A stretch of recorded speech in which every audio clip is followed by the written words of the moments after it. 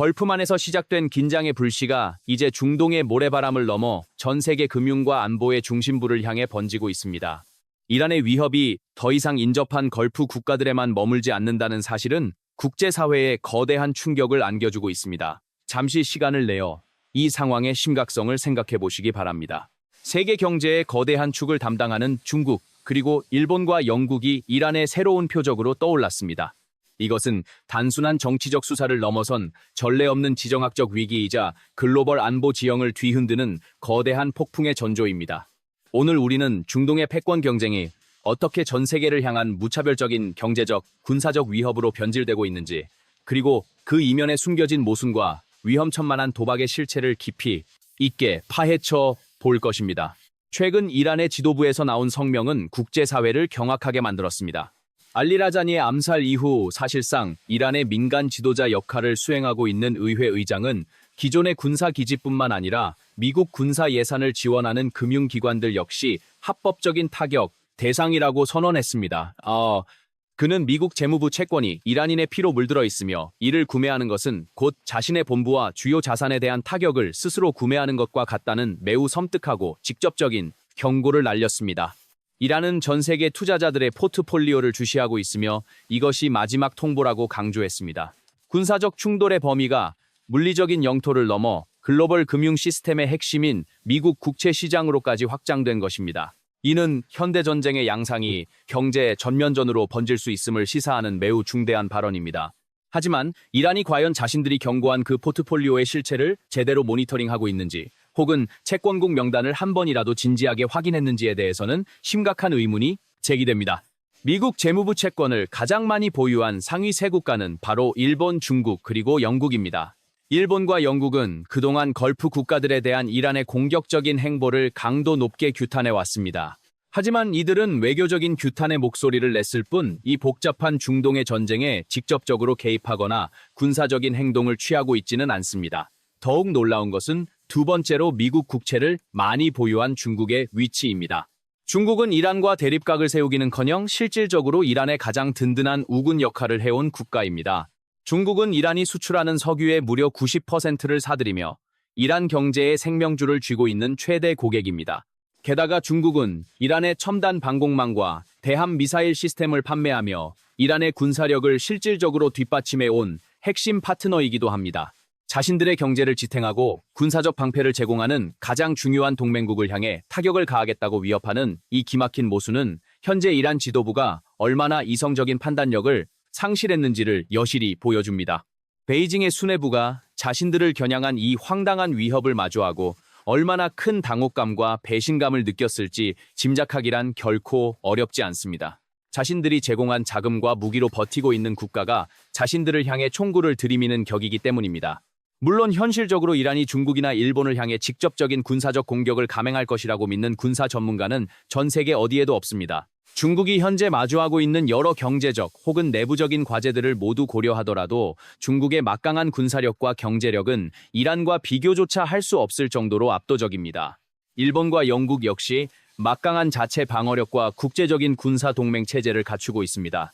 따라서 이란의 이러한 위협은 실질적인 군사 행동을 예고하는 것이라기보다는 내부 결속을 다지고 외부를 향해 맹목적인 분노를 표출하는 허세에 가깝다고 볼 수 있습니다. 하지만 우리가 이러한 무모한 성명에서 반드시 읽어내야 할 핵심적인 진실이 있습니다.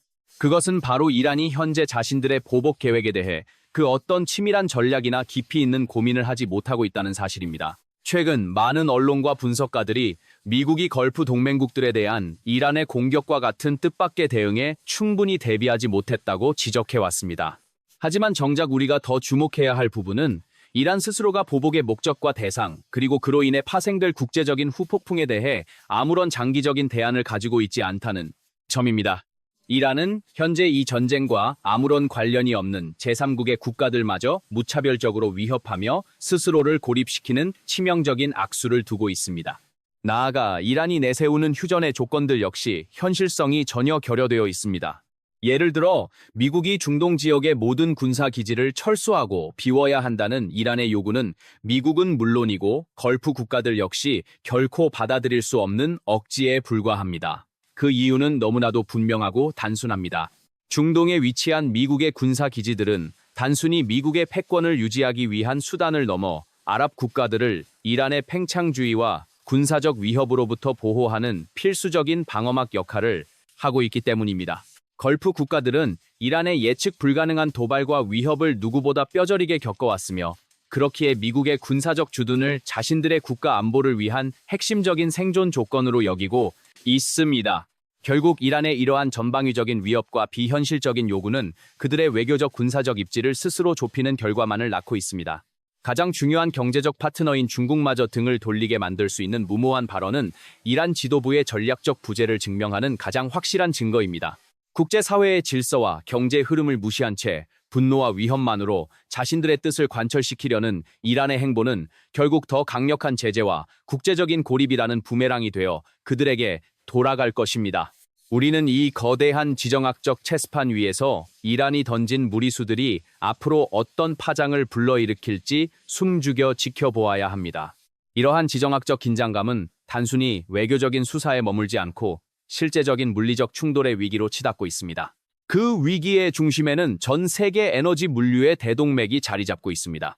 이란이 해협을 봉쇄하려는 움직임을 보이자 미국 트럼프 대통령은 이란을 향해 48시간이라는 명확하고도 엄중한 최후 통첩을 날렸습니다. 만약 정해진 시간 내에 해협을 개방하지 않는다면 미국의 압도적인 군사력이 이란의 주요 발전소와 에너지 기반 시설을 직접 타격할 것이라는 강력한 경고였습니다. 이는 단순한 군사기지를 넘어서 국가의 동력을 끊어버리겠다는 극단적인 압박 전술이었습니다. 하지만 이 강력한 경고에 대한 이란의 반응은 국제사회의 예상을 완전히 벗어나는 것이었습니다. 미국이 이란의 발전소를 공격할 경우 이란은 그에 대한 보복으로 사우디아라비아의 해수 담수화 시설과 수자원 공급망을 파괴하겠다고 선언했습니다. 이란의 보복 대상은 사우디아라비아에 그치지 않았습니다. 아랍에미리트, 쿠웨이트, 요르단, 바레인, 그리고 카타르까지 아라비아 반도 전역의 수자원 시설이 자신들의 타격 목표가 될 것이라고 경고했습니다. 군사적 위협을 군사적 대응으로 맞서는 것을 넘어 무고한 인접 국가들의 생존 기반 자체를 인질로 삼는 충격적인 선언이었습니다. 물론 미국이 이란의 발전소를 실제로 타격하는 것 역시 국제적인 비판에서 자유로울 수 없는 전략입니다. 발전소와 같은 핵심 인프라가 파괴될 경우 그로 인한 치명적인 피해는 이란의 정권이나 군 수뇌부보다는 하루하루를 살아가는 평범한 이란 민간인들에게 고스란히 돌아가기 때문입니다. 전기가 끊긴 병원과 멈춰버린 산업시설은 결국 무고한 시민들과 노약자들의 건강과 생존을 위협하는 인도주의적 재난을 초래할 수 있습니다.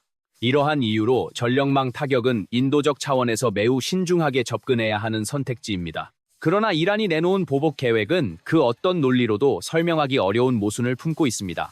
만약 미국이 이란의 시설을 공격한다고 해서 이란이 전쟁과 직접적인 관련이 없는 제3국의 민간 기반 시설을 공격하는 것이 과연 정당화될 수 있을까요? 중동의 건조한 기후 속에서 해수 담수화 시설은 단순히 경제적인 인프라가 아니라 수천만 명의 아랍 국민들이 생명을 유지하는 절대적인 생명줄입니다.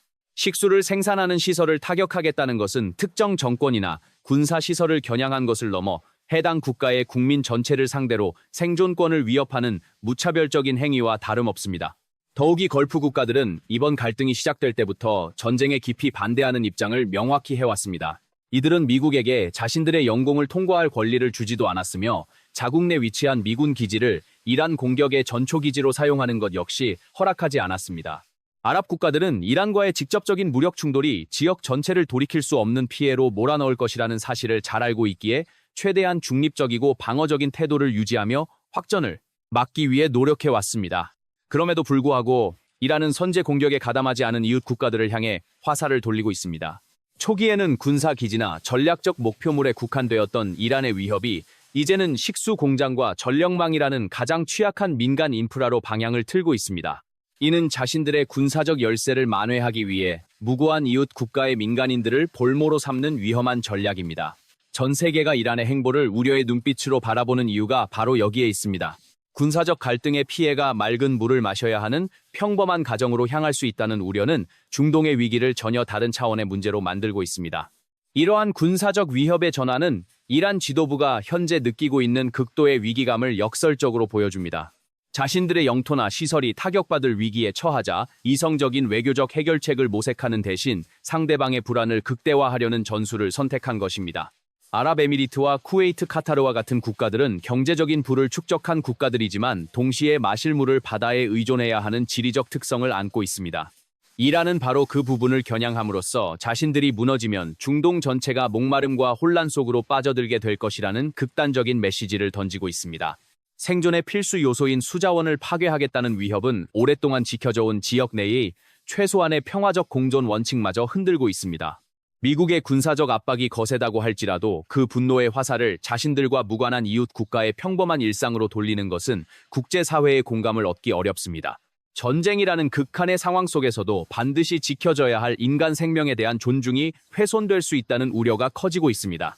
이란의 이러한 보복 계획은 결국 스스로를 외교적으로 더 고립시키는 결과로 이어지고 있습니다. 이러한 이란의 극단적인 민간 인프라 타격 위협은 곧바로 인접 아랍 국가들의 거센 분노와 전례 없는 강경한 대응을 불러일으켰습니다. 서방 언론들은 아직 이 사태를 묘사하는 데 있어 신중한 태도를 보이고 있지만 위기의 최전선에 서 있는 걸프 국가의 고위 관료들은 이미 사태의 본질을 꿰뚫는 명확한 단어를 사용하기 시작했습니다. 바로 테러리즘입니다. 아랍에미리트의 대통령 고문은 국제사회를 향해 우리는 테러리스트와 결코 협상하지 않으며 오직 그들을 근절할 뿐이라고 단호하게 선언했습니다. 두바이 외무장관 역시 테러리스트들의 부당한 협박에 굴복하는 일은 절대 없을 것이라며 이란을 향한 날 선 비판을 쏟아냈습니다. 이는 단순한 외교적 수사나 정치적 경고를 넘어 자국 국민의 생존권이 직접적으로 위협받는 상황에서 더 이상 이란의 무모한 도발을 묵과하지 않겠다는 걸프 국가들의 결연한 의지를 보여줍니다. 이러한 분노의 목소리는 아랍에미리트에만 국한되지 않습니다. 아랍 세계의 중심이자 이슬람의 종주국을 자처하는 사우디아라비아에서 터져나온 비판은 이란이 내세우는 명분의 근간을 철저하게 뒤흔들고 있습니다. 사우디아라비아 외무장관은 공개적인 석상에서 이란의 치명적인 모순을 날카롭게 지적했습니다. 이란은 겉으로는 이슬람 세계의 대의와 평화를 위해 싸운다고 끊임없이 주장하지만 실제로는 다른 이슬람 국가의 평범한 시민들에게 돌이킬 수 없는 피해를 주는 기반 시설을 서슴없이 공격 목표로 삼고 있다는 것입니다. 사우디아라비아, 바레인, 쿠웨이트, 카타르, 아랍에미리트, 오만, 요르단에 이르는 수많은 이슬람 국가들이 이란의 직간접적인 군사적 위협 아래 놓여 있는 것이 작금의 현실입니다. 나아가 사우디아라비아는 이란이 과거부터 이슬람 세계를 위해 진정으로 기여한 것이 무엇인지 근본적인 의문을 제기합니다. 예멘의 후티 반군을 무장시키고 이라크 내에서 주변국뿐만 아니라 이라크 자체의 안정을 파괴하는 민병대를 은밀하게 후원해온 이란의 행보는 이슬람 세계의 연대와는 거리가 멉니다. 레바논의 헤즈볼라는 자국의 정치적 의사결정을 강압적으로 지배하려는 시도를 넘어 사우디아라비아를 포함한 지역 전체의 안정을 지속적으로 해치는 폭력적인 작전팔 역할을 수행해왔습니다. 시리아에서 발생한 수많은 비극을 방조하고 특정 세력을 지원한 것이 과연 이슬람의 대의를 위한 것인지 걸프 국가들은 강하게 묻고 있습니다. 결국 이란이 내세우는 거창한 종교적 구호들은 자신들의 지정학적 팽창과 패권을 정당화하기 위한 허울 좋은 가면에 불과하다는 것이 이 지역 국가들의 공통된 인식입니다. 이러한 뼈아픈 지적은 이란이 중동 내에서 도덕적, 외교적 명분을 완전히 상실하고 고립의 길로 접어들었음을 의미합니다.